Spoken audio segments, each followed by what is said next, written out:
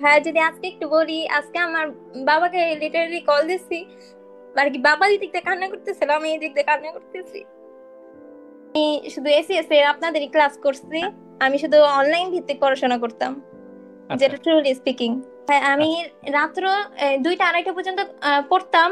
তো আমার কোচিং থাকতো 8টা বাজে, তো আমার 6টা বাজে উঠতে হইতো বাসা থেকে, তারপর ফার্মগেট যাইতে যেতে 1 ঘন্টা সময় লাগতো। আমি এই মাঝখানে 3-4 ঘন্টায় আমার ঘুম হইতো। ভাইয়া, অনেক অনেক থ্যাঙ্কস। ভাইয়া, আমি কুমিল্লা মেডিকেলে আসছে। অনেক অনেক অভিনন্দন আপু, ছোট্ট বোন, তোমার জন্য অনেক অনেক ভালোবাসা। খুবই হ্যাঁ, ভাইয়া, আপনাদের অবদান অনেক বেশি। Thank you, thank you, thank you Chandralekha. এখানে আমরা তো শুধু পথ দেখাইছি, কিন্তু এই পথে দৌড়াইছো তুমি। তোমার বাবা মা তোমাকে এই লেভেল পর্যন্ত নিয়ে আসছেন। তুমি যে আজকের যুগে পরিশ্রম করা কত কঠিন। চন্দ্রলেখা, তোমার বাড়ি কোথায়, কলেজ কোনটা ছিল, একটু পরিচয় দাও। জি ভাইয়া, আমি আমার বাসা কেরানীগঞ্জে। আর আমি হ্যাঁ। ঢাকা সিটি কলেজের একজন স্টুডেন্ট। আচ্ছা। Very good. ঢাকা থেকে কুমিল্লা খুবই কাছে, আর কুমিল্লা মেডিকেল কিন্তু ভালো medical college, renowned medical college. অনেকগুলো ব্যাচ বের হয়ে গেছে।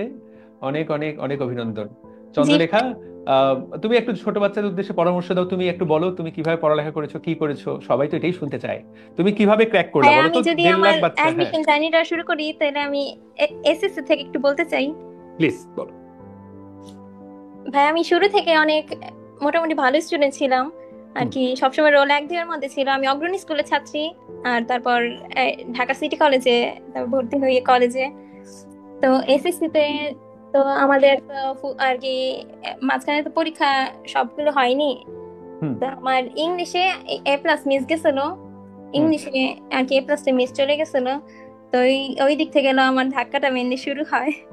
আর কি বরাবরই গোল্ডেন A+ এর ছাত্রী ছিলাম। আচ্ছা। তো তারপর আমরা বরাবরই আর কি মধ্যবিত্ত ফ্যামিলির, আর কি মধ্যবিত্ত ফ্যামিলির। চন্দ্রলেখা, তোমার আবেগ দেখেই বুঝতে পারছি যে বাবা তুমি অনেক পরিশ্রম করেছো। সৃষ্টিকর্তা তোমার এটা কবুল করেছেন। হ্যাঁ। আঙ্কেল আন্টি তোমার সাথে আছেন এখন ঢাকায়?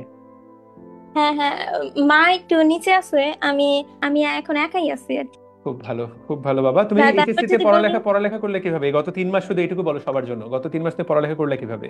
ভাই, আমি কিন্তু কোনোটাতে ফুল কোর্সে ভর্তি ছিলাম না। আমি শুধু এসিএস এ ফুল কোর্সে ভর্তি ছিলাম। অ্যাচিভে হ্যাঁ। ফার্ম গেটে আর কি ফার্ম গেটের ইসে ভর্তি ছিলাম, ওই জায়গায় এক্সাম দিতাম। আর সব জায়গায় এক্সাম ব্যাচে ভর্তি ছিলাম স্পেশালি। আচ্ছা। আচ্ছা। আর আচ্ছা। কোনোটাতে আমি শুধু এসিএস এর আপনাদেরই ক্লাস করছি। আর কোনোটাতে আমি আর কি ফুল ব্যাচে তুমি ভর্তি তুমি ছিলাম। অনেস্টলি বলো তো, আমরা কি তোমাকে আসলে সাহায্য করতে পারছি? অনেস্টলি বলো। ভাইয়া, আমি আর যার ক্লাস করছি না করছি, আপনার ক্লাস একটাও মিস দেই নাই ভাইয়া। আপনি আমার আর কি মেনলি আদর্শ ছিলেন, যদি সত্যি কথা মনে থেকে বলতে চাই। Thank you so much. But আমার ঠিক আছে, আমি না হয় করছি। আমরা ওভারঅল যে সার্ভিসটা দেওয়ার ব্যবস্থা করেছি, এটা কি তোমার কাজে লাগছে কিনা? যদি জি ভবিষ্যতে ভাইয়া, বাচ্চা অবশ্যই। কাচ্চারা আমি বলতে চাই, আমাদের উপর আমার ধরো। শুধু এক বিষয় নেই, আমার শুধু কাজে লাগে নাই।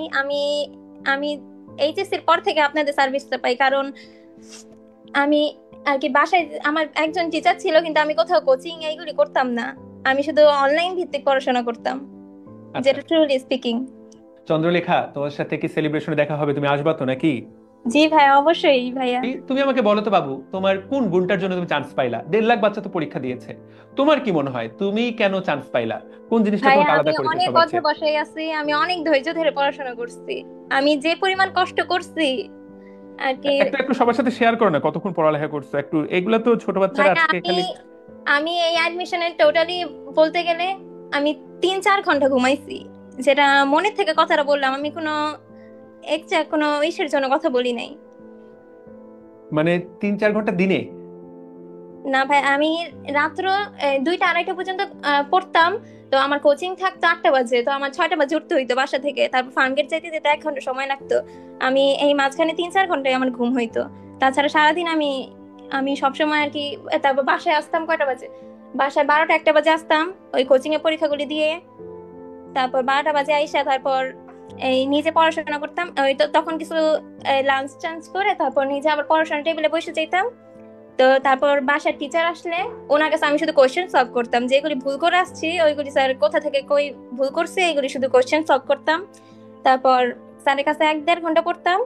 তারপর আপনাদের ক্লাস আমি লাইভে করতাম না কখনোই। আমি আচ্ছা। সব রেকর্ডেড ক্লাস করছি ভাই। Very good. Very good. তোমার যেটা ভালো লাগবে, অনলাইনে তো এটাই সুবিধা। লাইভে হলে তো নিজের সময়ের সাথে অনেক কিছু মেলে না। চন্দ্রলেখা, তুমি যা বললা 3-4 ঘন্টা ঘুমাইছো, সত্য কথা কি জানো, এটাই বাস্তবতা। এখানে যাদের কথা বলবো বেশিরভাগই দেখা যাবে যে তুমুল পরিশ্রম করেছে, হয়তো বা কাউকে 15 ঘন্টা পড়তে হয়, কাউকে 10 ঘন্টা, কাউকে 8 ঘন্টা, কিন্তু ডেডিকেশন দেওয়া ছাড়া এই জিনিস ক্র্যাক করা। হ্যাঁ, আর আমার ফার্ম গেটে কিন্তু অ্যাচিভে কিন্তু আমার সবসময় আর কি প্লেস থাকতো, ফার্স্ট সেকেন্ড এই ধরনের থাকতো, কিন্তু এক্সপেকটেশনটা একটু বেশি ছিল যে ঢাকার মধ্যে হবে। কিন্তু ভাই আমি এখন মনে এটাই বুঝাইছি যে আমার পরীক্ষা যদি আমি ওই পরীক্ষার হলে যদি আমার পরীক্ষাটা আরো খারাপ হয়ে যেত, আমি যে না না ধরে রাখতে পারতাম, আমি যা পাইছি আমি ভগবানের কাছে এটাই অনেক প্রার্থনা করি। বাবারে শোনো, ঠিক আছে, ঢাকার মধ্যে থাকলে অবশ্যই একটু তো ভালো লাগে, ঢাকা হলো ধরো বাংলাদেশের রাজধানী, কিন্তু এগুলো আসলে ম্যাটার করবে না। বুঝাতে পারলাম? তুমি যদি মেডিকেলে মেডিকেলে ঢোকার পরে জাস্ট একই রকম ডেডিকেশন দিয়ে পড়ালেখা করো, ভালো দিন শেষে ভালো ডাক্তার হওয়াটাই তো কথা। এটা যে কোনো মেডিকেল থেকেই খুব ভালো মতো হওয়া যায়।